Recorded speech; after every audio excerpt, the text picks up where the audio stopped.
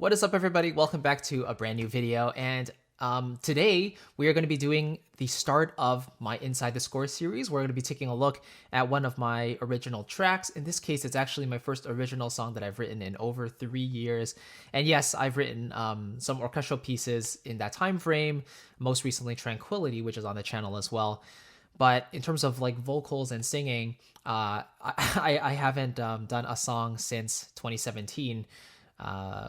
And so, yeah, songwriting was always like my first love. I think when I was 16, 17, in my latter years of high school, that's when I really started to diving into songwriting, and it's just been a really fun journey. I think songwriting is just an amazing outlet, emotional outlet, and just to get all your feelings out there. For me, that's my personal way of doing that. And while writing orchestral music, instrumentally is fun as well. Being able to sing and pour my heart into it is also, of course, very much something that I treasure. And so, yeah, Empty Holes is kind of my, I guess you could say, reflection on the past year and what's really been happening in the world today. By the way, the reception on the song has been absolutely fantastic, and I just really appreciate every single one of you who actually took the time to listen to it. Thank you so very much. And if you haven't, the link is in the description box below if you're interested in checking it out, because today we're going to be taking a look at the theory behind the song. But yeah, it's essentially like my thoughts on the quarantine and how we're all inside, but one day we'll be able to see each other again, and when that happens, it's going to be a fantastic moment. So, yeah, a lot of people very kindly mentioned how they enjoyed the lyrics among the other things of the song, and that really meant a lot to me, because for me, I always considered myself not really a lyric writer, and I still have a lot to work on for that, but getting that affirmation is of course very, very nice. So I want to thank you if you were one of those people who mentioned that. Thank you so much. But in any case, let's get into Empty Holes. Let's talk about the theory, because that's one of the questions I got the most, is how do you come up with these chord progressions, and what really makes that Disney sound, right? What makes that interest in the music? So here at the very top, you can see how I guess in one of my other videos where I was building the song from scratch, which is going to be part of an upcoming course, I basically put this in for the orchestration video, but for now we're actually just going to cover the theory part. So in the orchestration part, we'll talk about this stuff. But you can see, like I said, I wanted an innocent feel, so I kind of chose C major because it's very neutral. There's no sharps and flats in it for the most part, unless you're like going non-diatonic. And it just in general, it feels very neutral and very light. So in general, you could see here how in the intro, I wanted to start with something quite light, and I wrote down little descriptors of how I wanted the music to sound. And so, and that's one of the things about songwriting. It's like when you hear the song in your head, you also want to start thinking about the production, the arrangement, what instruments you want playing what. All of those things are extremely important to contributing to the final product, right? So in this case, I wanted to start on the 4 chord, or F major, then resolve to the 1 chord, but in first inversion, because if I went to root position, then it would be completely settled already, and I don't want that strong cadence right away. So I wanted to establish the key of C major, but keep it light. So that's why I started on F, the 4 chord, went to the 1 chord, but in first inversion, then dipped to the 2 chord, and then back up to the 3 chord, because the 3 chord is minor and it has a very nice wispy sound in it as well. So let's have a listen. There's the 1 chord, 2, 3, and then same idea to 1. This time, the D7 comes in, which resolves to the G. So I could have just easily done another D minor going to the G, which would sound like, but that's staying completely diatonic, and it's not very interesting because all the notes belong in the key of C major. However, I wanted to use the secondary dominant, so I actually, before the G, I preceded it with its dominant 7, which is actually the D major chord, and then added the dominant 7th note on top, which is the C. So in that case, it sounds like this. So I'll start from the beginning of the second line here.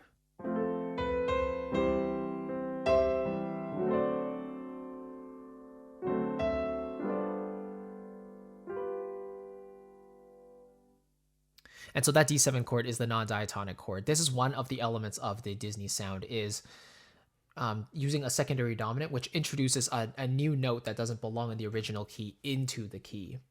And this it's relatively smooth because right after that secondary dominant, you go back diatonic again with a chord that actually belongs in the key of C, in this case, the 5 chord. Okay?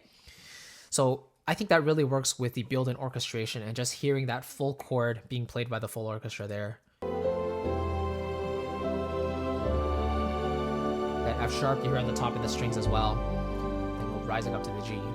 So the voice leading is very crucial as well. It's like if I went from F sharp down to D, that could work, but I wanted to go F sharp to G. I just wanted it to reach that half step higher to hold there before it all kind of dies away and then resolves into the piano playing its stuff. So you'll notice in the verse 1, it's very sparse, and I actually wrote down here piano only as I was coming up with the orchestration ideas for this.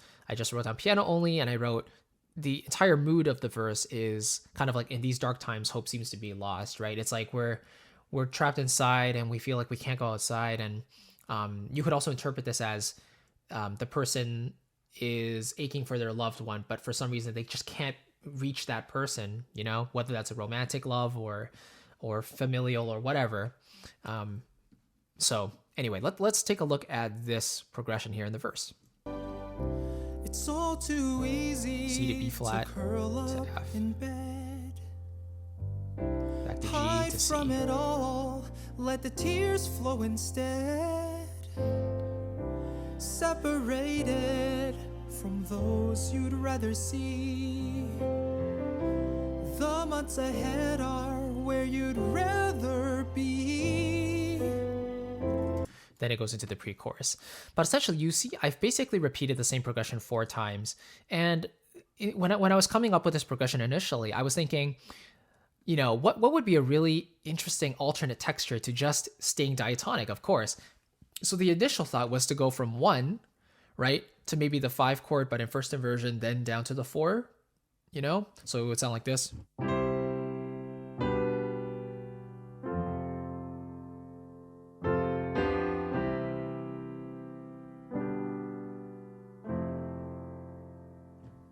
And while that sounds nice and pretty, it's not really effective because it's all diatonic, so it's relatively predictable. So what I wanted to do was throw in the flat 7 in there instead of the 5 chord, and that is actually borrowing from the parallel minor of C minor. So it sounds like this instead.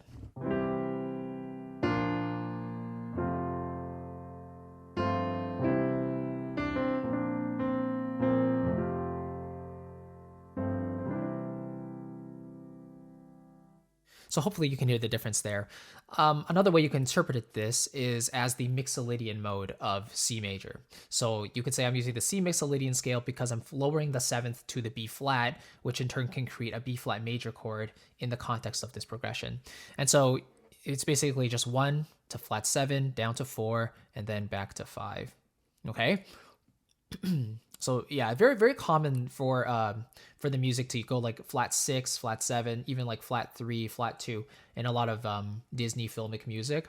That's the type of the techniques that they will use there, borrowing from parallel minor, major. And so that's the device I wanted to use there. And I think it lends a nice like color. For me, sometimes when I think about keys, they can provide different like colors and different emotions for me. So E major is like my favorite key because it's very open, but in terms of colors, I see like a light green, like an emerald green. It's like sparkling. It's beautiful. Whereas something like C major is a light blue because it's like baby blue, very innocent, you know. D major is more like orange. E major is more green, you know. F major is more pink in a way. Once you're getting into the flat area, it's more of like a female key to me. So that's the type of color I see.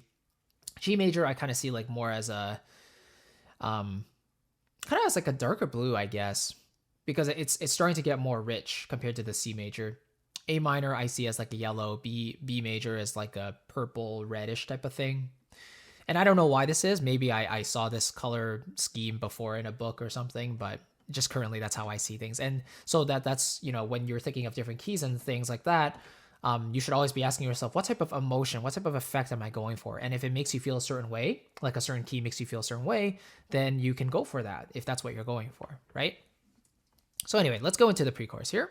But it all looks brighter when you look a little farther, hoping for a better day. So there, the basic idea is going from 4 to the 5, and instead of going to 1, which would make it very like complete and resolved, I wanted to use the secondary dominant of the 6th chord because I knew I wanted to end on the 6th chord. I wanted a deceptive cadence going from 5 to 6, but I also wanted to precede that 6th chord with its secondary dominant. Again, introducing a note from outside the key into the key. And then, again, this is like a very classic Disney device.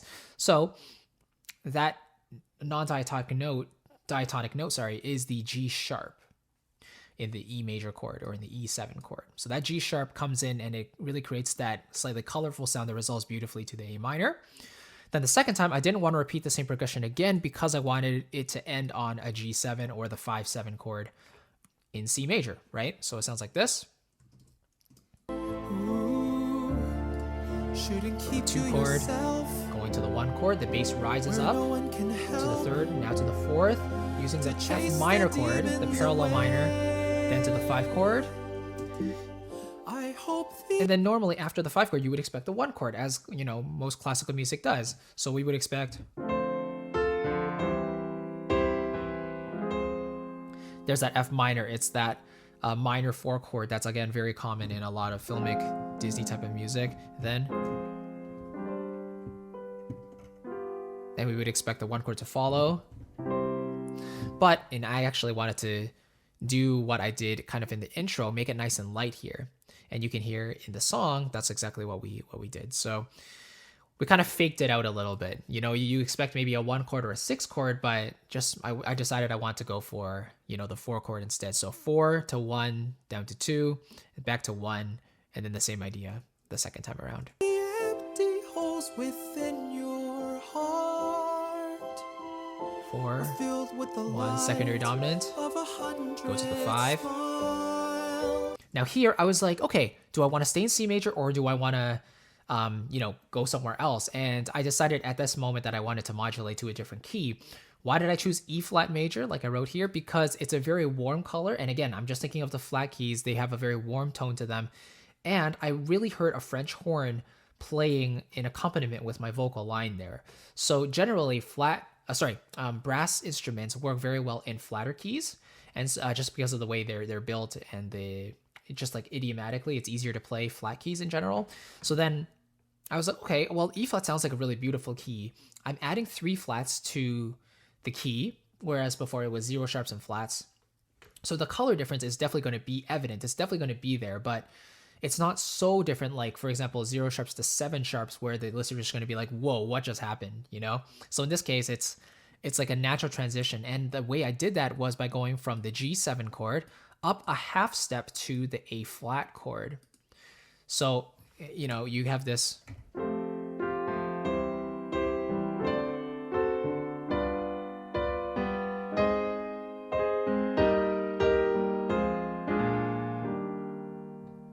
So now, as soon as I hit the A flat chord, it's like rising a step higher, but that color change of the A flat and the E flat in the chord really brings the listener like, whoa, that's something different that happened. And then I use the same progression, basically 4, 1, 2, 5, 1, or 4, 1, 2, 1, whatever.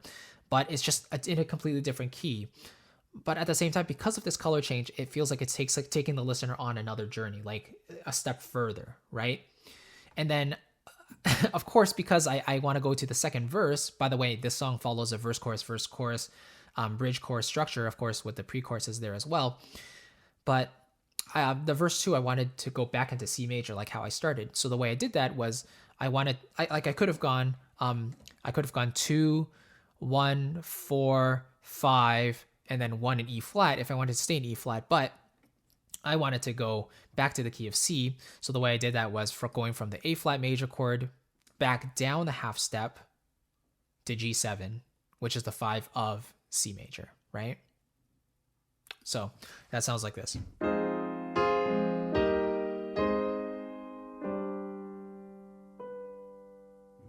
Basically, I modulated the same way, like I reverse modulated it back to the original key. Whereas before I went from G7 up to A flat, here I'm going from A flat back down to G7, okay? And then the same type of idea in the verse 2, same progression, except in the last line, Actually, let you hear the chorus once to show you how that all works together. So now we're in the second line here. Filled with the light of D7, go up a half step. It won't be long until we're not apart. 4 chord, 1, Even if we've got 4, back down, and now you're back in C. So many people spreading messages 4 of chord, hate. 5, 1. I still believe that in their heart love awaits. It's not worth the pain that I know you feel. Now here, the last line I wanted to ascend instead. So 1 chord, 2 chord, 3 chord, 4, 5, back down to the 4. So a little different there. Same progression as the first pre-chorus. There's that secondary dominant, the E7. Now start on the 2 chord again, another rise up. One of my favorite progressions actually to rise. 1 chord, minor 4. 5. Second chord. Exact same progression.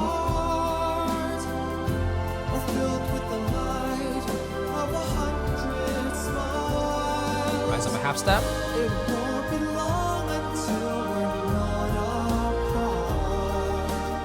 Now here I'm going to stay in E flat.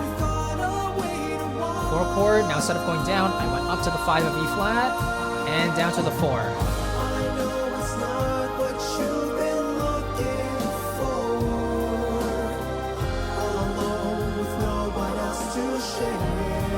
Right. Now here, it's a pretty steady, like, circle of fifths motion here. So at first I start on the 4 chord of E flat, right? But then I'm going to G minor to C to F to B flat to E flat. G, C, F, B flat, E flat. Like this is all going down by fifths. So it creates this really nice back and forth motion of the chords working their way to the tonic of E flat. That's the idea there. And you'll see I wrote sevenths for all these chords because I wanted to have extra color in each of the chords. And that's another element of the Disney sound, is to really not just go with the basic triads, it's also to add in the sevenths to, add some additional color. Then the question becomes, which sevenths do you add? Well, it really depends on the scale that you're in. If generally the best way to stay diatonic, right, and to stay comfortable is to use the sevenths that belong in the key that you're in, right? So anyway, after this progression, it feels very solid. It's landing on the 1 chord, the E flat major 7. Then I wanted to use a half diminished 7 because I wanted this minor 2, 5, 1 in the key of C minor, but then end on this suspended type of, dominant 7th chord. So it sounds like this. G7, 1, then descend. A dominant 7th is a very classical type of sound. 4 to 5 in the key, but now I do the 4 to 5 in C major. That someone cares. And I think this is pretty powerful. Like when you go from a chord like the A flat major to B flat major, that's like we said, the 4 to 5 in E flat. But then when F major follows that, then you're essentially canceling out the A flat that you heard previously because the F major chord has A natural in it, right? So then from the B flat to the F, that's almost like a 4 to 1 type of motion in F major. So it's relatively smooth. Those two chords are kind of related in a way, right? B flat to F. And then when I go to G, then the ear is like, so then it's like a transition back to the original key of C because this motion of 4 to 5 in the key of E flat is mimicked right after, but just in the key of C. Hopefully that makes sense. And then same progression for the first 2 lines of the final chorus, except the third line, I stay in the key of C because now I'm ending the song. So I wanted to stay in the original key and end as innocently and naturally as it did at the beginning. So you'll hear this. Here's the F to G. That someone cares. Now you're in the key of C again, so 4 chord. I hope the empty holes within your heart are filled with the light of 100 smiles. 4 chord again. It won't be long until we're not apart. Here I went back to the C chord, so that's fine. Now 2, 5, 1 in C major, resolved. Now go to the E7. Here, I should just fix these chords here. So here I went back to C over E, which is the 1 chord, basically, the 1-6. And then here I went to F major 7. So I changed the structure slightly since writing it. But essentially, it's doing the same thing. Instead of 2-5-1, I'm doing 4-5-1. 2 and 4 are both predominant chords. So they work equally well, preceding the dominant chord. But anyway, I do 2-5-1. Then I wanted the bass to drop down to an E before rising up to an F. I didn't want to just stay on the C and then go up to an F. I wanted to drop down below the F to the half step below the E, then rise up to the F. So I thought, okay, why not make it a dominant 7? So an E7 creates that secondary dominant sound. You get the G sharp in there. Then rises up to the F, 4-5-1 again. But this time I wanted to do another secondary dominant. I wanted the bass again to drop down to the E, but in this case, instead of using the E as the root, I used the E as the third of the chord, which allows it to be a C7 chord instead. And so that sounds like this. So here's the C major, E7, F major. Now we have the C7. You would expect it to go to F, but no, it will go down to the second. Then one more 2-5-1 to finish everything.